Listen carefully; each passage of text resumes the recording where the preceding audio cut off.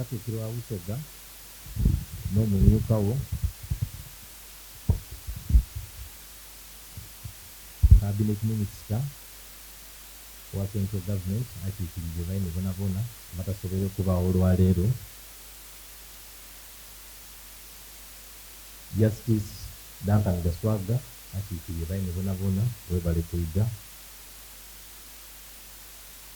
public officers mu bitiibwa byammwe nga n'omuli ba executive directors, permanent secretaries, under secretaries, commissioners, the chief administrative officers, RDCs, DEOs, DHOs, head teachers, n'abandi mbitiibwa byammwe.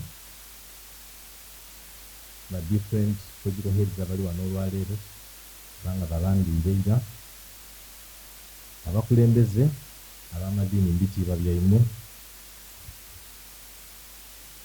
ba development partners baife mu bitiibwa byammwe, distinguished guests, all protocol observed. Odeeyo basebo ne bannyabo.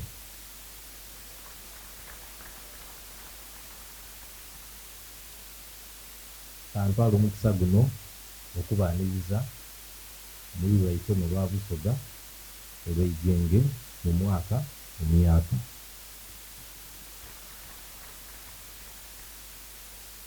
Mwebale kwida mu bungi muti era nga kabonero akalaga nti edimu ku ng'ombe obwakyabazinga bwa Busoga liboogeraku era bwe tusiibanga lukubisa buli muntu ey'obwegayisi mulaze nti mugituukiriza era mutuwuliriza. Mwebale nnyo.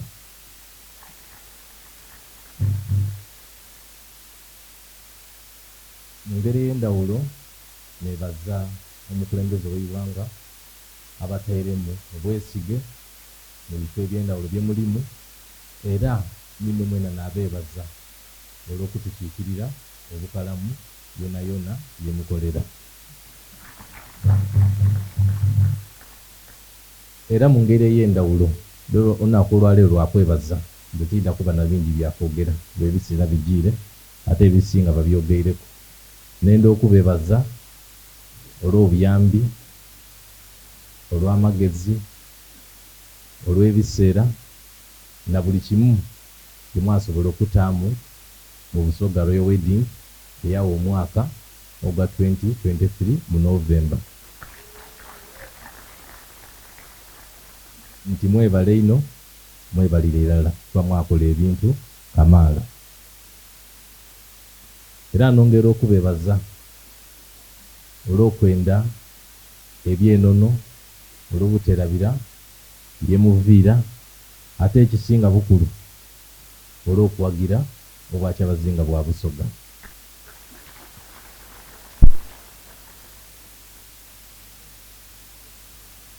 Omulamu ogwaleero nze gwendidde okwogeraku mu bimpimpi ndagwogera mu Luzungu kubanga buli ali wano omwevu nga gukuba guti: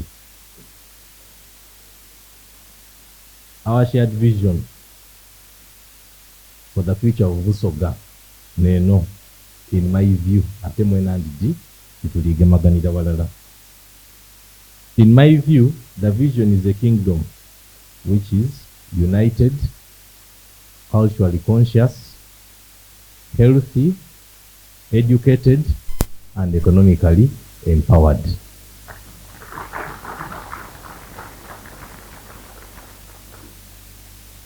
Olwaleero boogere ku bintu kamaala kubanga abasinga mwabisiza ebiduubo byammwe eri chairperson n'abakulembeze abandi ab'obwakyabazinga. Tidda kusobola kubijjamu kuba babiinonoire, buli muntu yategeera omulama gwe tuliko. Nga mu bimpimpi kyendiiko ba nti tegemaganire walala kubanga singa timubaire bantu ab'omugaso mu bitundu bye muwangaalira, ab'omugaso eri obwakyabazinga, ab'omugaso eri Uganda yona yona ne mu nsi edindi ed'okulya, timwandi balina mirimu gye muli nagyo. N'olwekyo ku magezi gona gona ge mulina na buli kimu tugemaganire walala tusobole okutuusa obusoga mu buntonje. Era olunaku olwaleero nkiidi nti abasinga ano muli kwewuunya nti mwena muli kubona nti muli kitole kuba n'abandi kwimwe mbaiti mwidi banaimwe. Aye olwaleero bandwire abantu n'abandi beyandula, buli muntu yasobola okutegeraku mwine yakolera, mwine yawangala n'ekika kyavaamu. Tutakoma okwo, twongeremu amaani mu kuweereza obusoga, mu kuweereza ebitundu byetuwangalira, mu kuweereza eiwanga lyaffe Uganda n'ebitundu ebindi ebyokuluya, tusobole okusaka byona byona ebinaasoboka okuyiza obusoga mu buntongi ne Uganda okutwaliza awalala.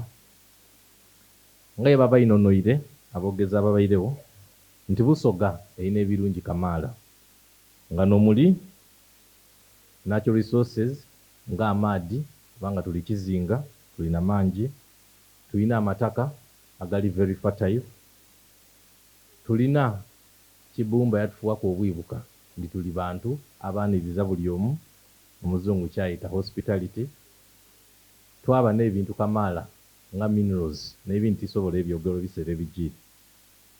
Bino byona byona biri mu busoga, aye era tukaalina ebizibu kamaala bye tulina okutambuliza awalala nga nomuli high teenage pregnancies be bayogereku era babakobeire empenda de twidde okubitamu okusobola okudikendeeza n'okudimalawo, nomuli early marriages, food insecurity, high school dropout rates n'eningiza mu maka ekaali nfunda, abandi yebeese obwavu.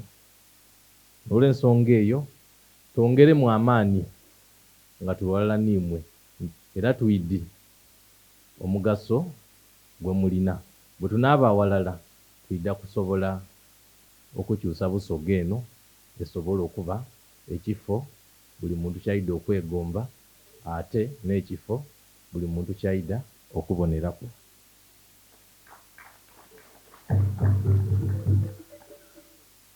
Ng'amaliriza,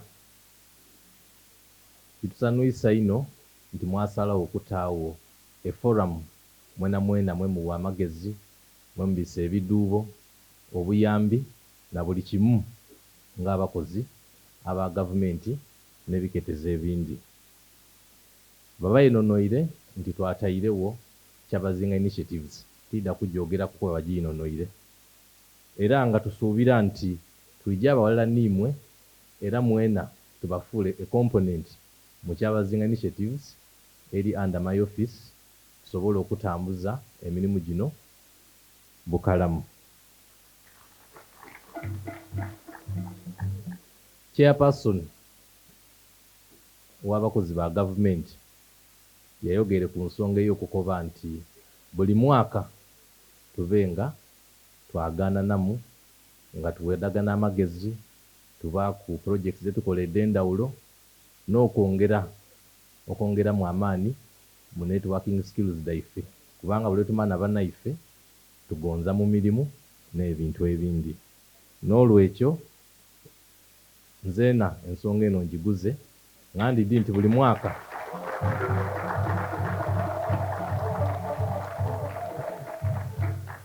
twida gyongera mu kalenda y'Obwakyabazinga tusobole okuba nga tukola ebintu kamaala nimwe.